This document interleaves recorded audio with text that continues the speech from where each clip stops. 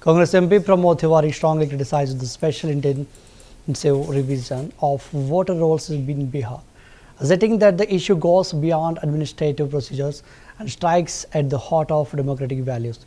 He accused the BJP of undermining democracy, stating that the ongoing voter explosions represent a systematic attack on citizens' rights.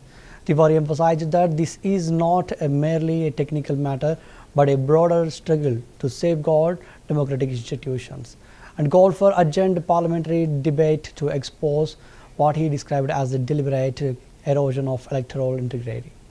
मुद्दा SIR का नहीं, ये मुद्दा भारत के लोकतंत्र का है। जो हमने देखा महाराष्ट्र में 1 करोड़ वोटर, एक बिल्डिंग में 5000 वोटर, एक मकान एक घर में 1000 1,500 वोटर कर्नाटक में लाए जा रहे हैं, उत्तर प्रदेश से, बिहार में लाए जा रहे हैं, पता नहीं कहां से। महाराष्ट्र में 1 करोड़ वोटर जो लाए गए वो सीधे भाजपा को चले गए, सहयोगियों को भी नहीं गए।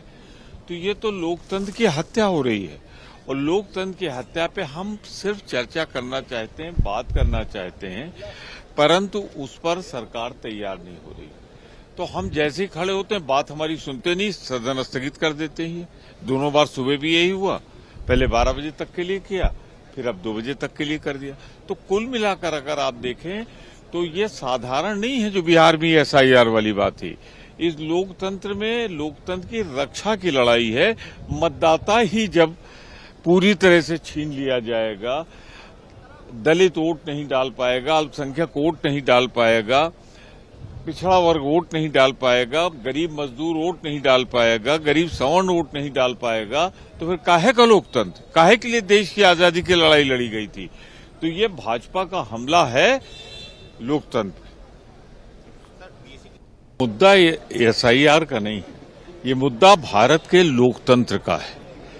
जो हमने देखा महाराष्ट्र में 1 करोड़ वोटर, एक बिल्डिंग में 5000 वोटर, एक मकान एक घर में 1000 1,500 वोटर कर्नाटक में लाए जा रहे हैं, उत्तर प्रदेश से, बिहार में लाए जा रहे हैं, पता नहीं कहां से।